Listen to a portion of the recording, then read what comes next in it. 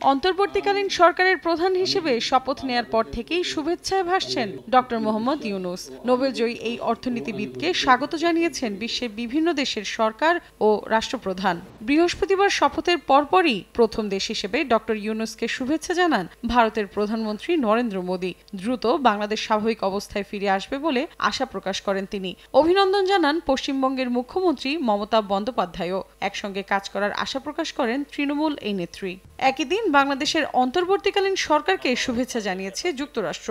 সাম্প্রতিক সহিংসতা বন্ধে ডক্টর ইউনূসের আহ্বানকে স্বাগত জানিয়েছেন দেশটির পররাষ্ট্র দফতরের মুখপাত্র ম্যাথিউ মিলার। বাংলাদেশের নতুন প্রশাসনের সঙ্গে কাজ করতে আগ্রহী ইউরোপীয় ইউনিয়নও।